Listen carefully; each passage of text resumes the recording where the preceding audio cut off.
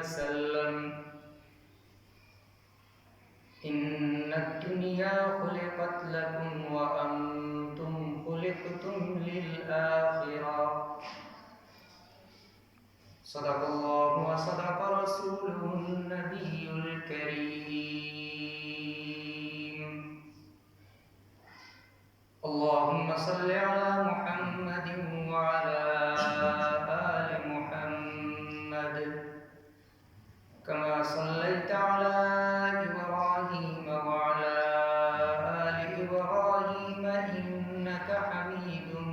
مجيد اللهم بارك على محمد وعلى آل محمد كما باركت على إبراهيم وعلى آل إبراهيم إنك حميد مجيد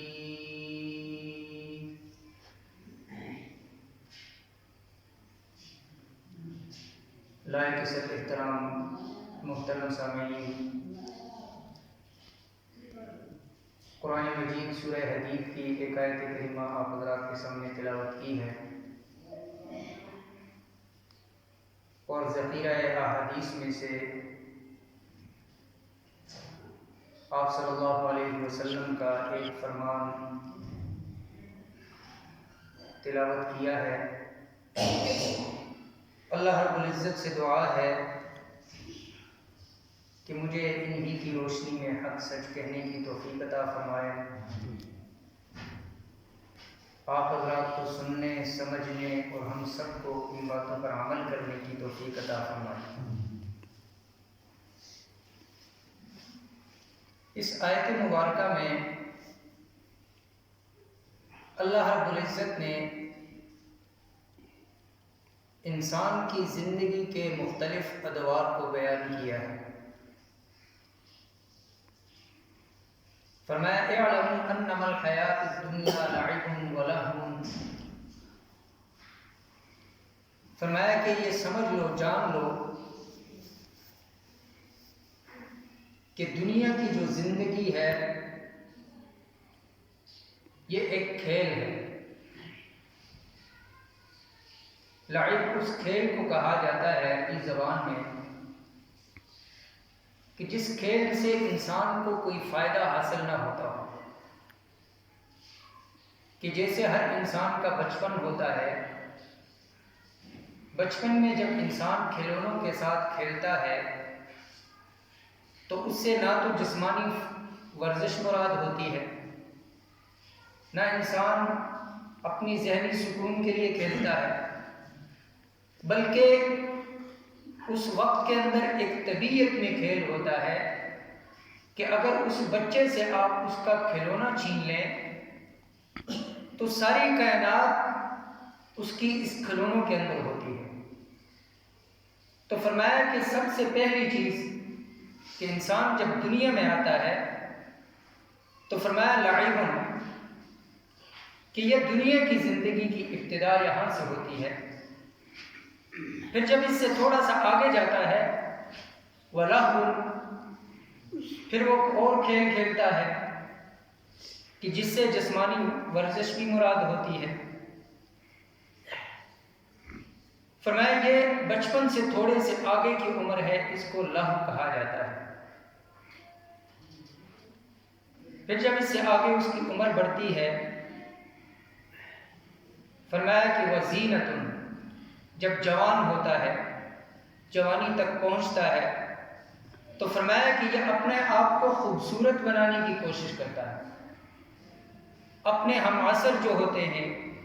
ہم عمر جو ہوتے ہیں، ان کے ساتھ بیٹھ کر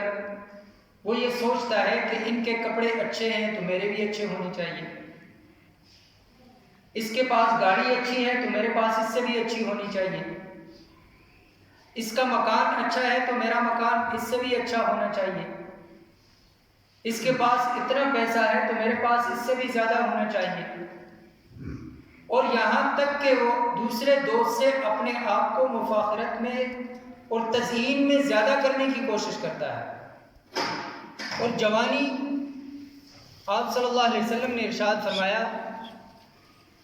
کہ جوانی کے اندر جو عبادت کی جائے، فرمایا کہ 7 افراد ایسے ہیں کہ قیامت کے دن اللہ رب العزت اپنے عرش کا سایہ اس کو عطا فرمائیں گے۔ ان 7 افراد میں سے ایک وہ نوجوان ہے کہ شاب نشأ فی عبادت اللہ، کہ ایسا نوجوان کہ جو اللہ کی عبادت جوانی میں کرتا ہے، بڑھاپے میں تو ہر ایک کو سوچ آ جاتی ہے کہ وقت طلوع دیکھا، وقت غروب دیکھا، اب فکر آخرت ہے، دنیا کو خوب دیکھا، کہ زندگی گزر جاتی ہے، اپنی زندگی کے مختلف نشے و فراز وہ دیکھتا ہے، زندگی کے مختلف اتراؤ چڑھاؤ وہ دیکھتا ہے، اپنی زندگی میں مختلف احوالوں کو وہ نوٹ کرتا ہے، لیکن جب قبر تک پہنچتا ہے تو وہاں اس کی سوچ یہاں تک پہنچ جاتی ہے کہ اب صرف اور صرف مرنے کی فکر ہے، دنیا کی فکر نہیں۔ اور یہ اللہ رب العزت اس عمر میں بھی ان لوگوں کو یہ سوچ عطا فرماتے ہیں کہ جن کو اپنی قربت عطا کرنی ہو، کہ اس عمر میں بھی اگر اللہ رب العزت توبہ کی توفیق عطا فرما دیں تو اس سے بڑھ کر خوش نصیبی اور کوئی نہیں۔ تو فرمایا کہ وَزِینَةٌ وَتَفَاخُرٌ بَیْنَکُمْ، فرمایا جب اس سے آگے جب عمر ہوتی ہے 25 سال 30 سال، پھر مفاخرت شروع ہو جاتی ہے، پھر اسے معلوم ہوتا ہے کہ فلاں کے پاس اتنا بینک بیلنس ہے تو میرے پاس کم کیوں ہے۔ مال کے اندر، دولت کے اندر، عزت کے اندر، مقام کے اندر اور مرتبے کے اندر وہ دوسرے سے آگے بڑھنے کی کوشش کرتا ہے۔ یہ اللہ رب العزت نے ایک ترتیب کے ساتھ انسانی زندگی کو بیان کیا ہے کہ انسان کی اوقات کیا ہے، انسان کی ابتدا ہوتی کہاں سے ہے، یہ کہاں تک پہنچتا ہے اور کیسے پہنچتا ہے، اور پھر اس کا اختتام کیسے ہوتا ہے اور خاتمہ کیسے ہوتا ہے۔ فرمایا وَتَكَاثُرٌ فِي الْأَمْوَالِ وَالْأَوْلَادِ، پھر دوسرے سے پوچھتا ہے تیرے کتنے بیٹے ہیں، تیری کتنی اولاد ہے، میری اتنی ہے، فلاں کی کتنی ہے۔ اب کوشش یہ ہوتی ہے کہ میرے بیٹے، میری اولاد زیادہ ہو، اس سے میرے پاس پیسہ زیادہ ہو، اور ساری زندگی انسان کی صرف اسی سوچ میں گزر جاتی ہے۔ ہم کرتے کیا ہے، ساتھ کیا کچھ لے کے جاتے ہیں، چند گز کفن کا ٹکڑا اگر وہ بھی قسمت میں ہو۔ امام غزالی رحمۃ اللہ علیہ فرمایا کرتے تھے کہ ارے غافل، کبھی تو نے یہ سوچا کہ اتنی لمبی لمبی تدبیریں کر رہا ہے لیکن تیرا کفن بازار میں آ چکا ہے، تجھے معلوم نہیں لیکن تیرا کفن بازار میں آ چکا ہے۔ لیکن ہماری پلاننگ، ہماری سوچ 100 سال سے بھی آگے کی ہوتی ہے، ساری زندگی پیسہ کماتے ہیں، دولت کماتے ہیں، جمع کرتے ہیں بینک بیلنس کے لیے، لیکن ہوتا کیا ہے، سب کچھ چھوڑ دیتے ہیں جب، تو پھر اس کے بعد وہ پیسہ بعد والے استعمال کرتے ہیں، پیچھے رہنے والے وہ پیسہ استعمال کرتے ہیں۔ اب اس پیسے کو جمع کرنے میں اس نے کتنی محنت کی ہے، کتنی تکلیفیں برداشت کی ہیں، اپنے آپ کو کتنا کھپایا ہے، گرمیوں کو نہ دیکھا، سردیوں کو نہ دیکھا، صرف اس اولاد کے لیے۔ لیکن بعد میں جب یہ اولاد اس پیسے پر عیاشی کرے گی، اب کیا معلوم کہ اس نے اس پیسے کے اندر کتنے لوگوں کا حق مارا ہے۔ اب یہ تو عیاشی کریں گے، لیکن اب جوابدہی اس کو کرنی ہے کہ جس نے یہ پیسہ جمع کیا ہے، اب گناہ کر رہا ہے اس دولت کو جمع کرنے میں،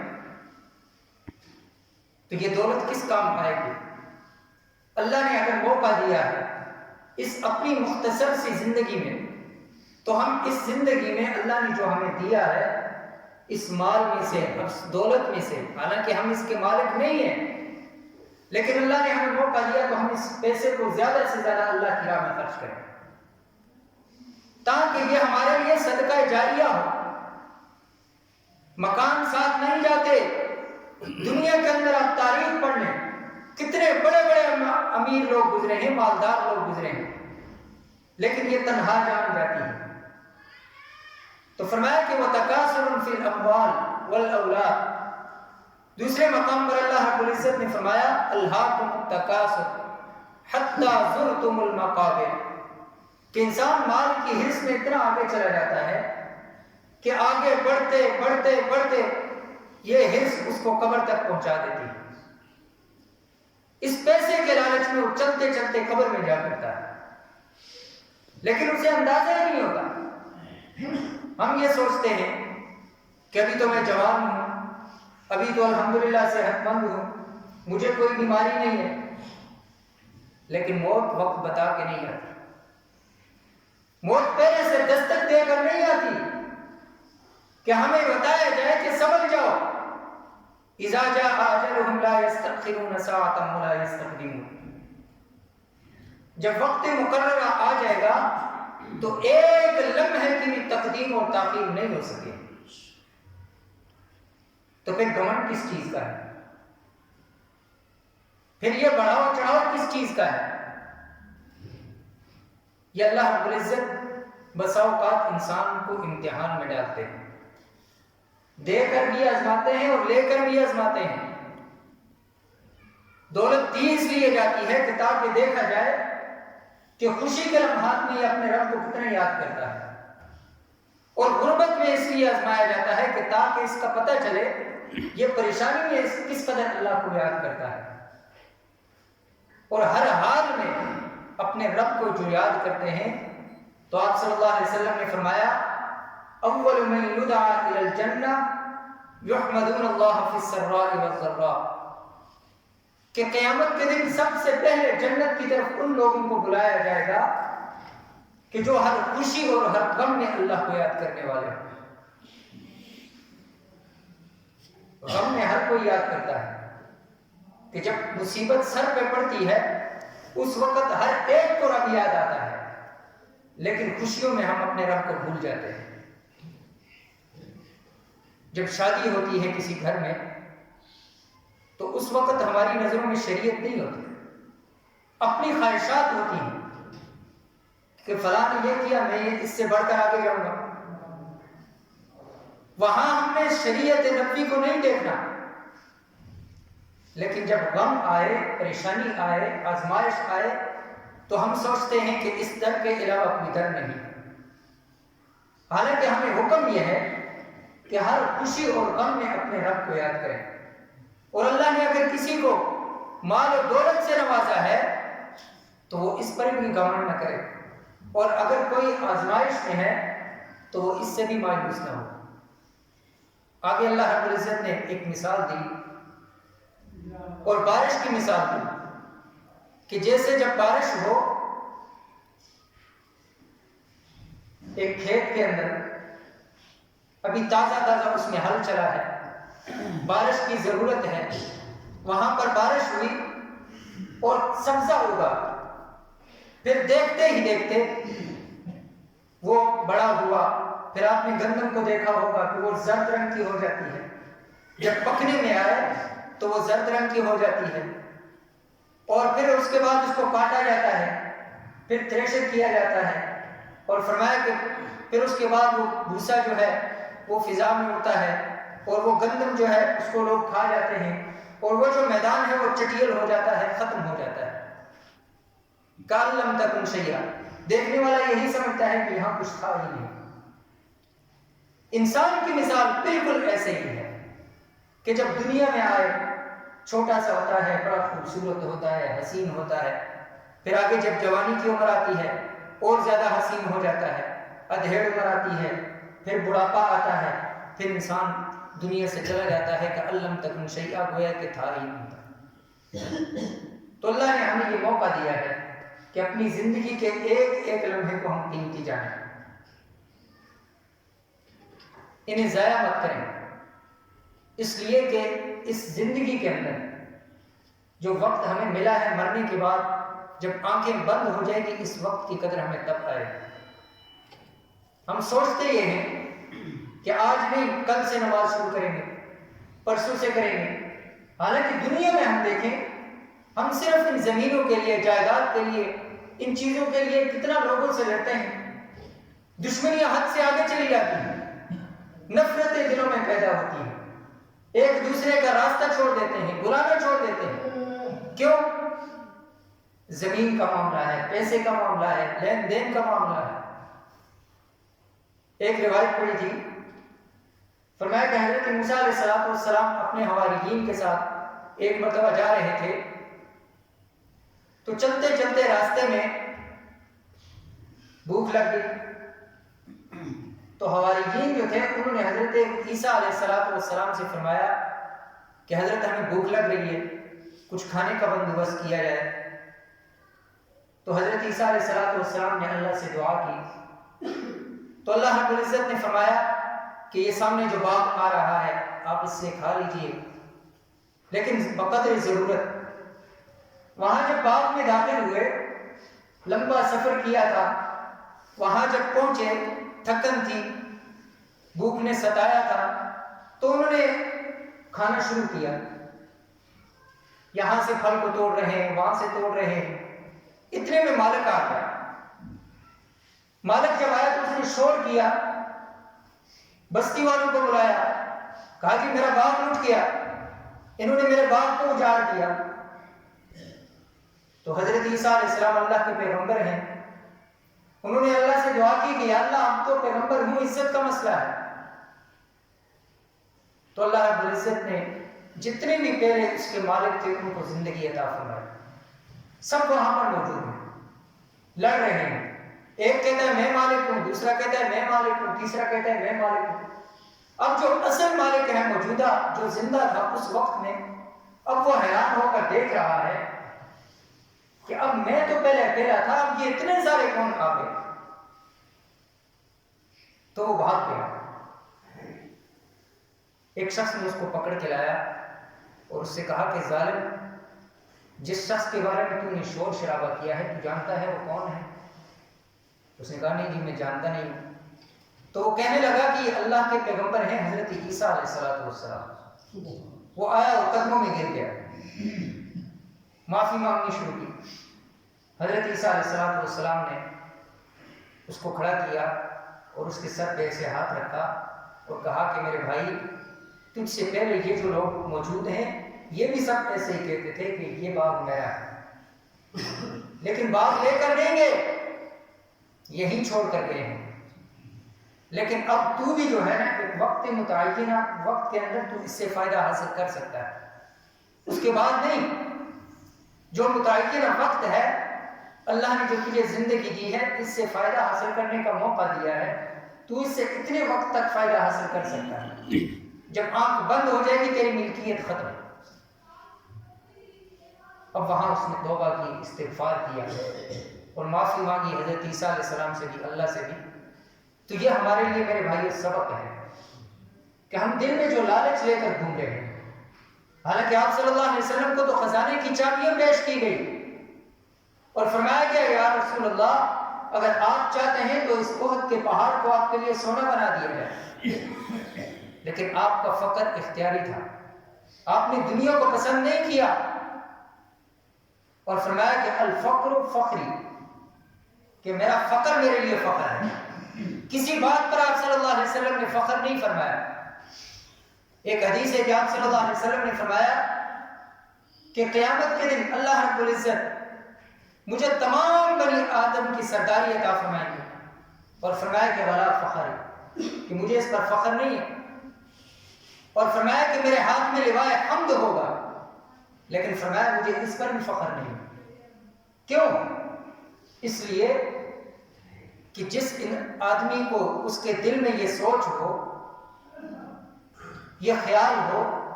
کہ اگر اس کو کرسی پر بٹھا دیا جائے، اس کے سپرد کوئی عہدہ کر دیا جائے،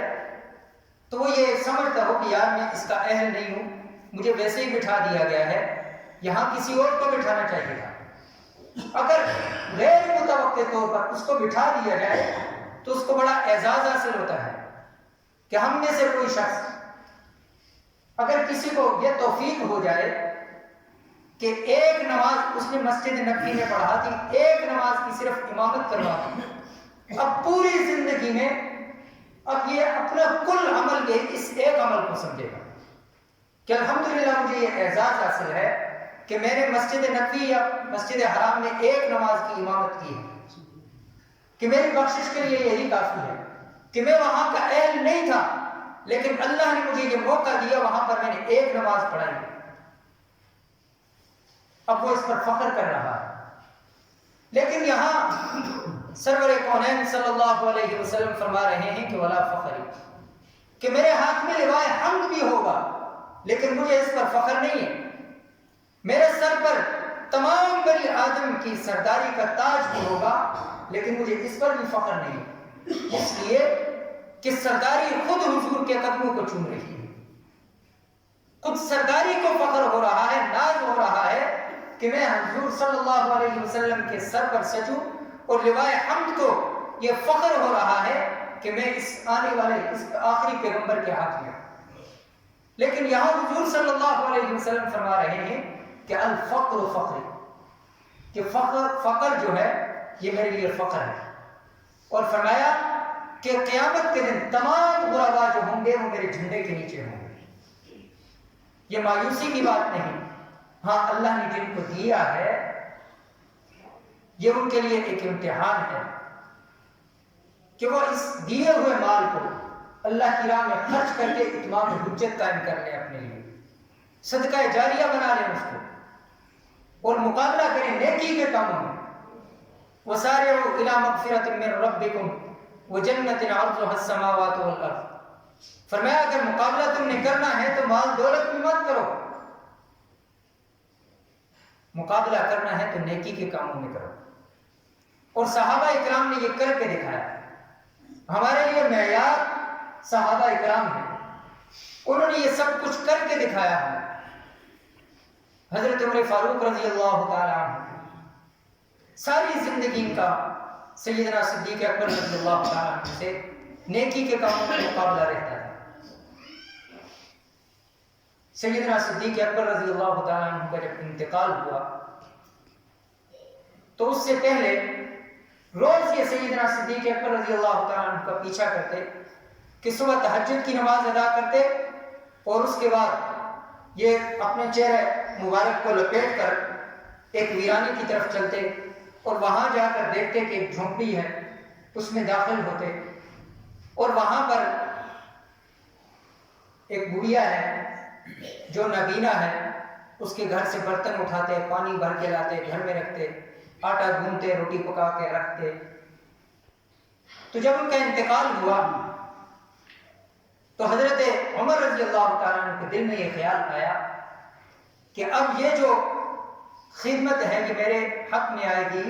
اور مجھے یہ سعادت نصیب ہوگی۔ جب گئے اسی طرح پہلے گئے، پانی بھرا، پانی بھر کے رکھا، آٹا گوندا، روٹی پکائی اور شوربے کے اندر بھگو کر جب اس اماں کے منہ میں نوالا داخل کیا تو وہ چیخ کے کہنے لگی کہ ہائے لگتا ہے آج صدیق دنیا سے چلا گیا۔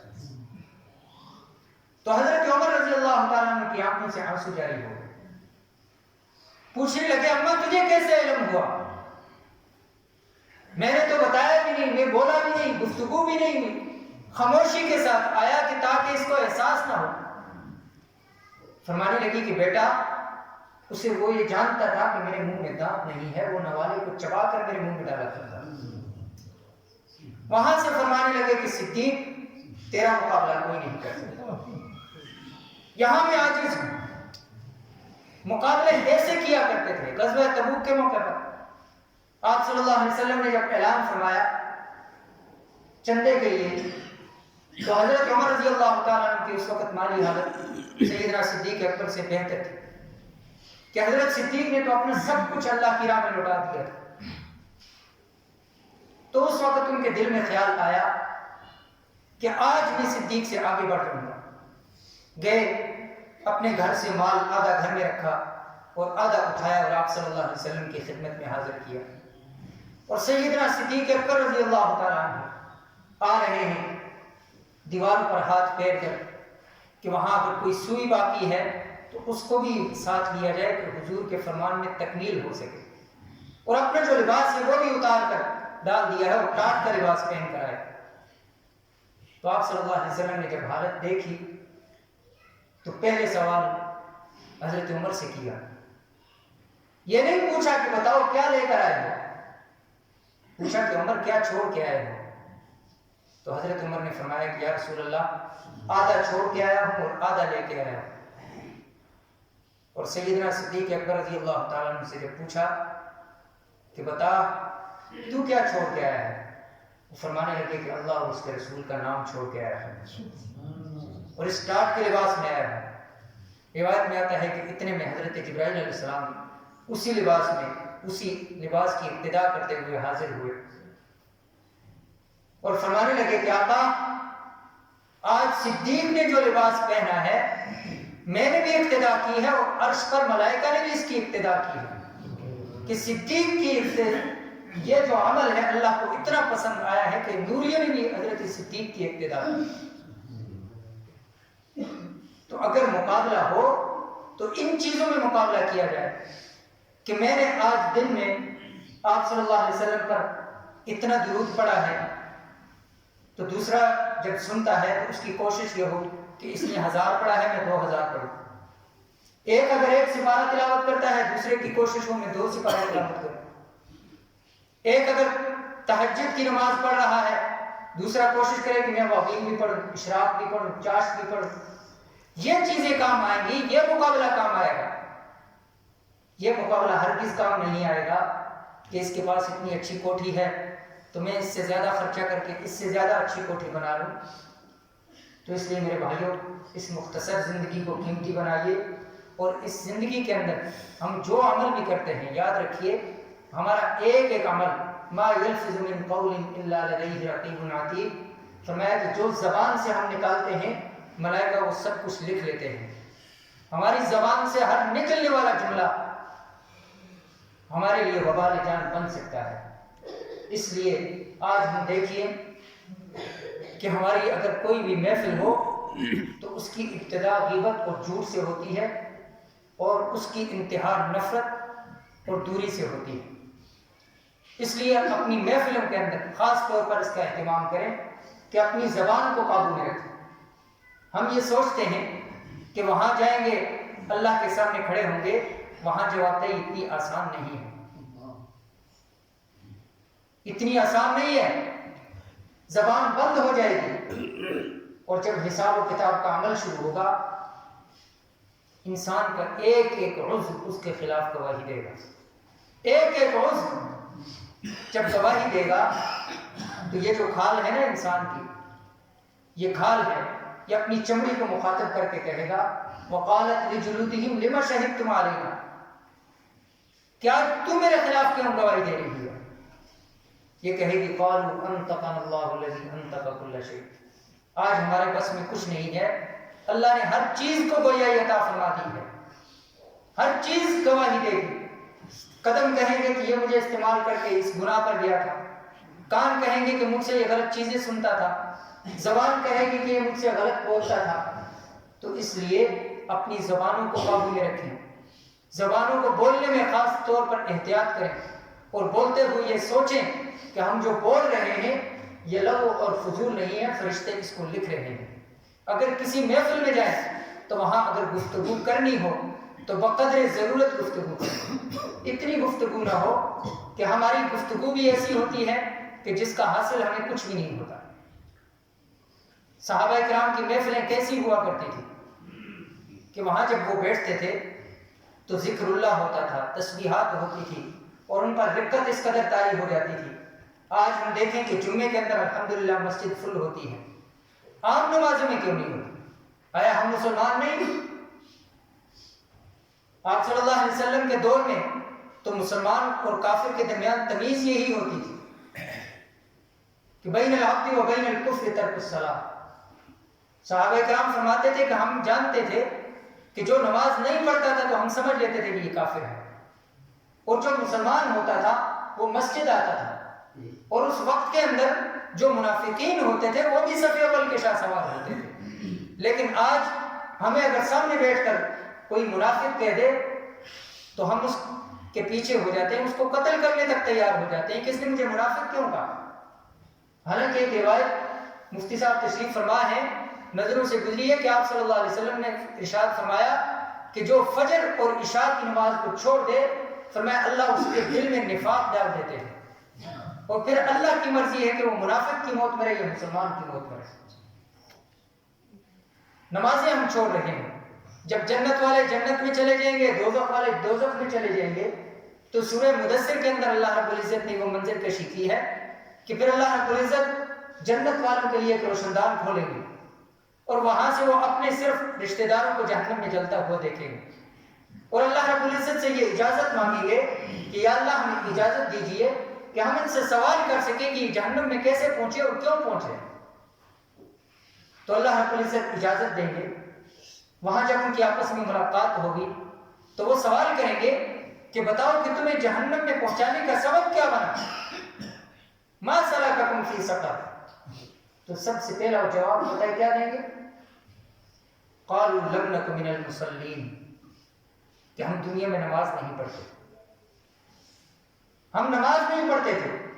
پھر آگے جو جوابات ہیں وَلَمْ نَكُ نُطْعِمُ الْمِسْكِينَ وَكُنَّا نَخُوضُ مَعَ الْخَائِضِينَ،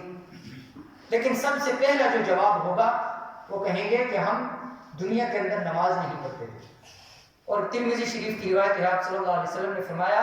حقوق اللہ میں سے سب سے پہلے جس چیز کا حساب لیا جائے گا بندے سے وہ نماز ہے، اس لیے ہم فرائض کی سب سے پہلے پابندی کریں، اس کے بعد اپنے حلیے کو سنت کے مطابق بنائیں، اس لیے کہ کہیں ایسا نہ ہو کہ حوض کوثر پر ہمیں دور کر دیا جائے اور آپ صلی اللہ علیہ وسلم اور شیخین کے ہاتھوں سے ہم حوض کوثر سے بھی محروم ہوں۔ اللہ رب العزت سے دعا ہے جو کچھ کہا سنا عمل کی توفیق عطا فرمائے۔ وآخر دعوانا الحمد للہ رب العالمین۔